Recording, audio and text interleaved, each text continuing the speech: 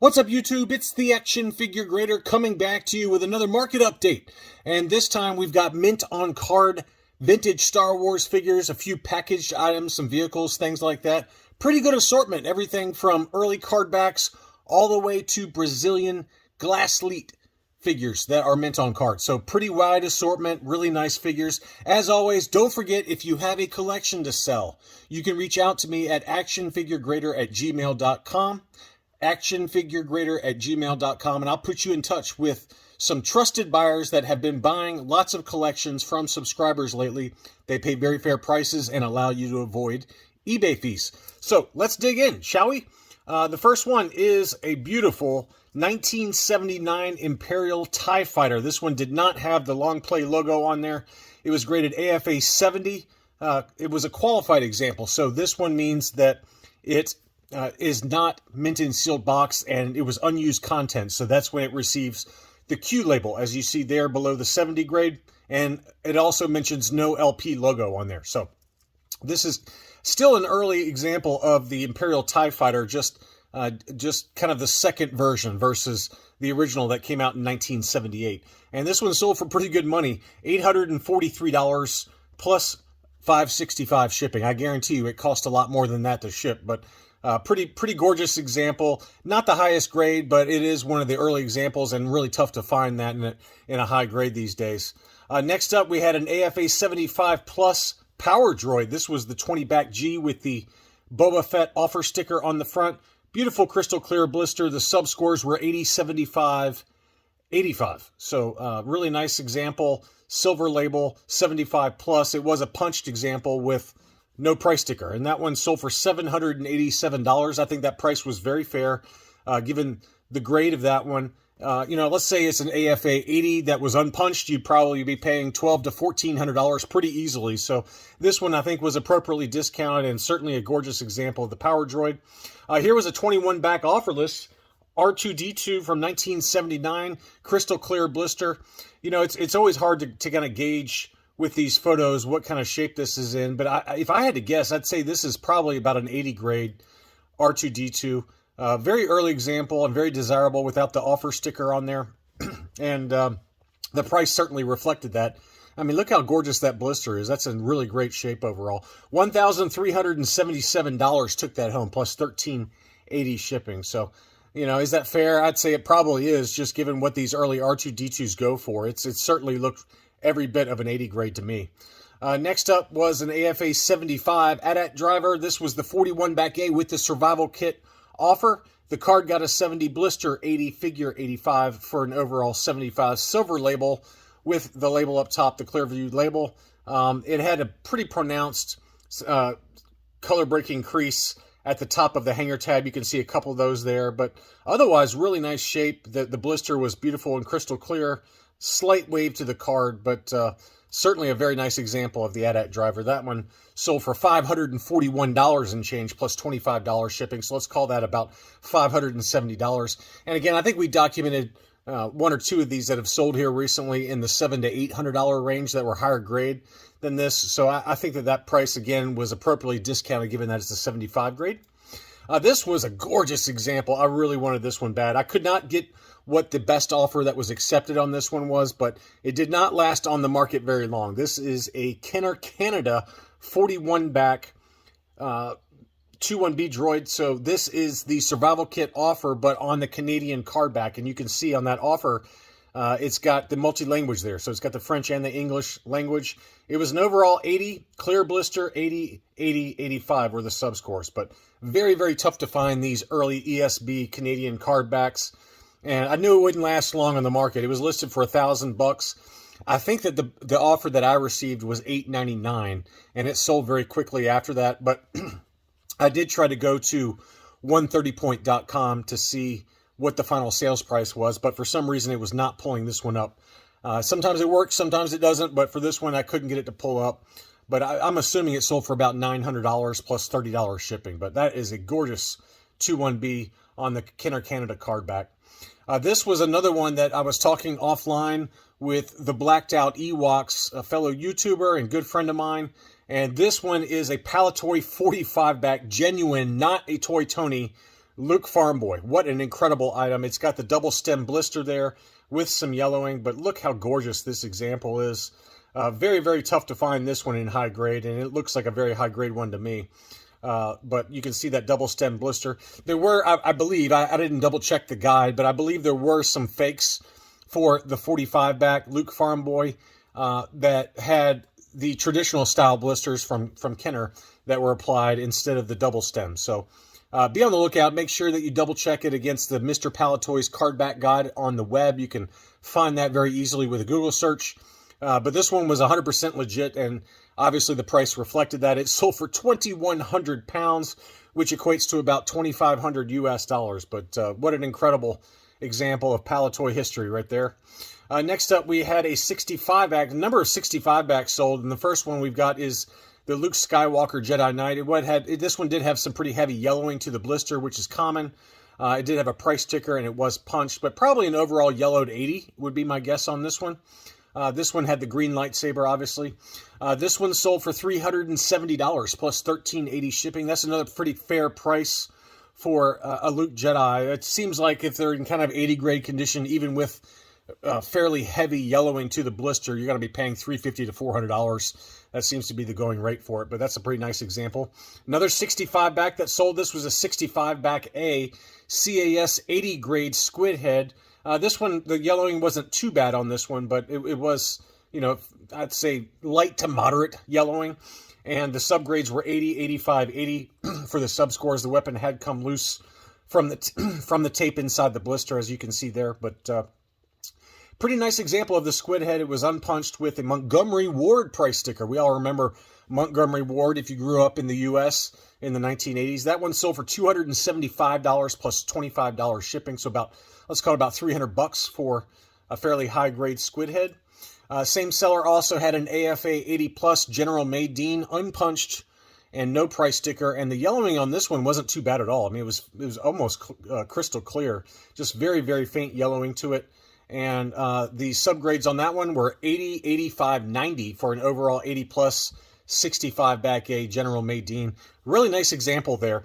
And the price reflected that. It sold for $365 plus $25 shipping. I've seen clear blister 65 back General May Deans go for over $400 ungraded. So I think that given that this one was a pretty high grade and very slight yellowing to it, $365 plus $25 shipping was more than fair. I believe that's the debut card as well, the 65 back A. Next up was a really nice Jawa. This one is another 65 back A. This one had two price stickers, and it was punched. It was graded overall 80. The subscores were 75 and then 85, 85. It was listed for $575, and it sat on the market for a little bit. And the best offer that was accepted was $500 on this one. I was able to find that one on 130point.com. But pretty nice example, and I don't know what it is. We talked about this in past videos, but the 65 back A Jawas almost always have crystal clear blisters. I don't know what it is. It's just something about that figure in particular that does not yellow inside the blister. Next up was a yellow Chief Chirpa. This one was also graded CAS 80. The subscores on that one were 80, 80, 85 for an overall yellowed 80.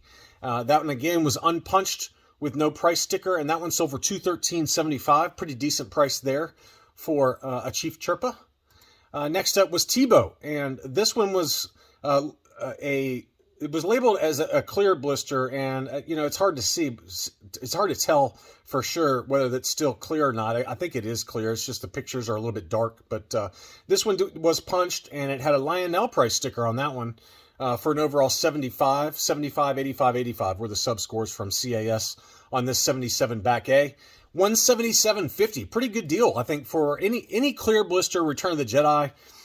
You know, that's pretty tough to find, but a 75 grade, it certainly is not the highest grade in the world, but you know, for a clear blister Tebow for $177.50 plus shipping, not too bad at all. That's about $200 after shipping.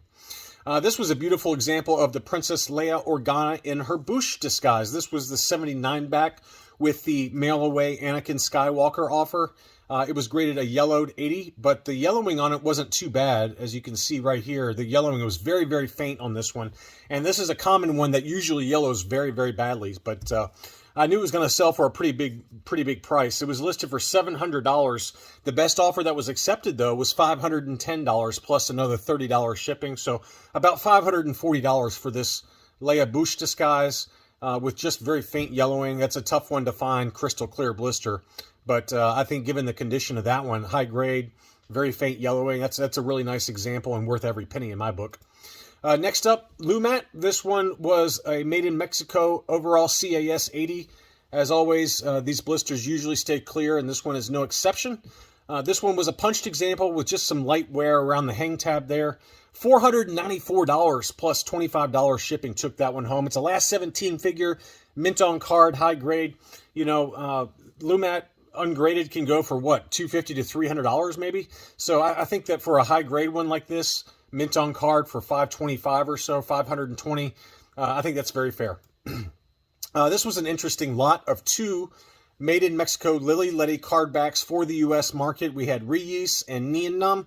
Both of those blisters were in great shape. The Neon Numb did have a little bit of wear around the hang tab, as you can see there, and it did have a Kmart price sticker, but pretty nice example. The Reese is really easy to find. I've got one of those in my collection, graded, I think it's CAS 80. But the Neon Numb, I've had trouble finding that one. That's one I'd like to add to my Made in Mexico run, but I haven't been able to find a nice clean one yet. But very nice examples for the price, especially $263 plus about $19 shipping. So it's not a terrible price at all. $280. That works out to about $140 or so each for two mint on card Lily Lettys. I think that's a pretty good buy there. Next up, I got a few tri-logos, not many, but a few.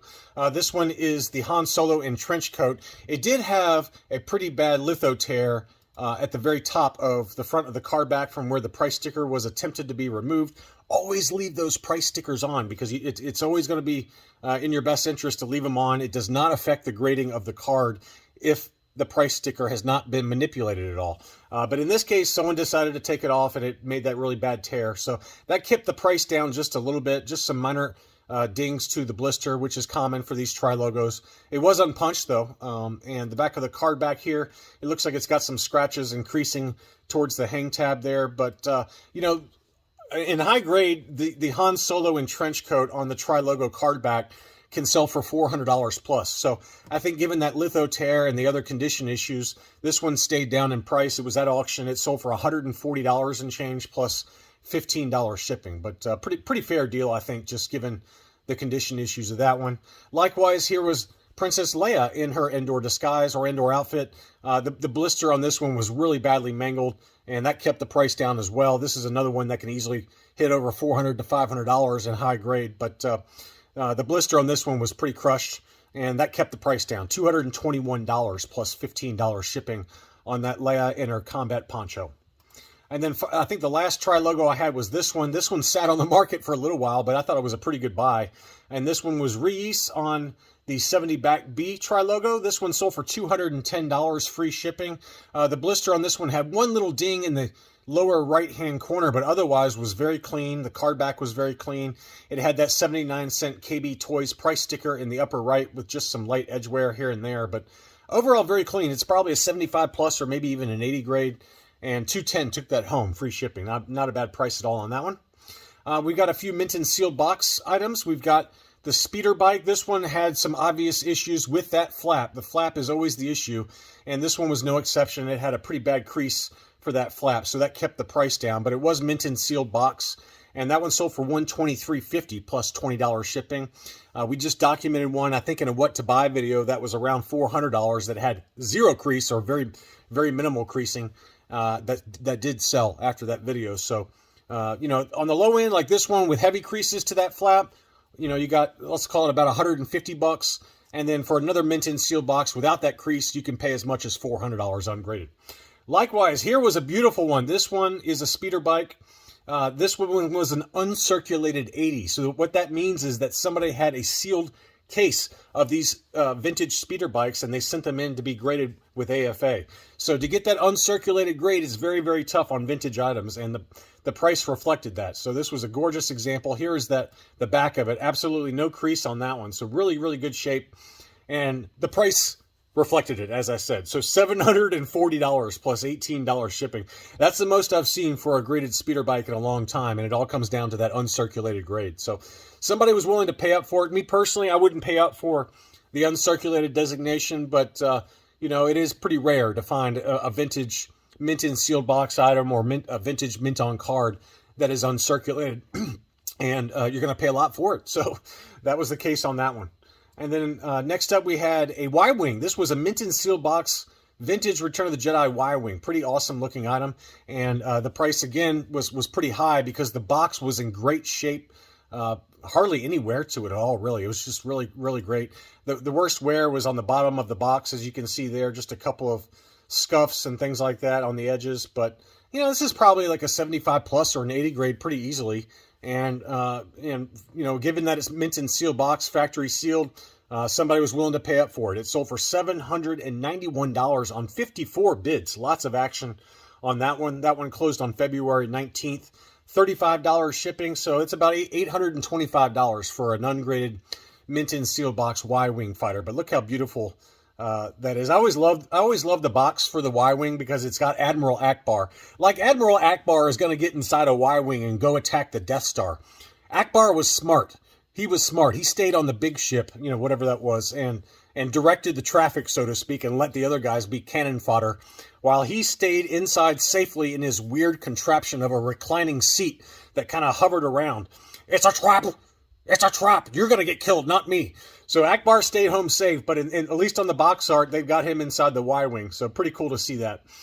And then finally, I've got a couple of Glasslite items. One of them was mint on card, one of them was not. But given that this R2-D2 was up at auction, I thought I'd show you guys another one.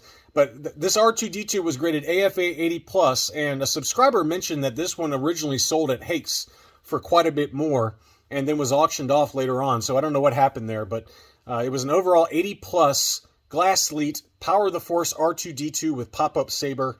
80, 85, 80 were the subscores, and it sold for $3,605 on 51 bids, plus $30 shipping. So I was talking to another friend of mine who does have a similar example to this, and he was thinking it would sell for around $3,800. Shout out to David S. He's a Patreon supporter, and he's got a beautiful R2-D2 collection. He was thinking $3,800, so he wasn't far off. I mean, given that it sold at auction, he came really close to that price. $3,605, took that one home. And then finally we had this one. This was not mint in sealed or mint on card because the blister had cracked on that. But this is the C-3PO inside the blister with the card back. But as you guys can see in this angle here, somewhere right here, you can see that the blister had cracked, unfortunately. So this is not a mint on card, but because the R2-D2 was debuting in this video, I thought we'd go ahead and show this one as well. And what's interesting is that we saw CIB sell an AFA 80+ example that I believe sold for around $800. Don't quote me on that one. It might have been $860, somewhere in there. And this one was ungraded, but in pretty good shape overall. I'm not sure what's going on his chest there, if that's a defect or what. But yeah, it's got some scuffing on the leg and maybe a defect on the chest piece there. But still, you know, you're getting the card back, an original blister, and a Glasslite C-3PO. For less money. So this one sold for $572 US or 477 pounds. This sold over in the UK. But anyway, just thought I'd share that one since we got to talk about that R2-D2. But some pretty incredible items in this batch. Prices, again, you know, we're all over the map. It's hard to get a read on this market. So some items are selling for well above what I expect, and others are coming in a little bit lower than expected. But just keep your head on a swivel, stay frosty, and maybe you can find some good deals out there on eBay in some of these auctions. As always, thanks so much for watching, and I'll be back soon.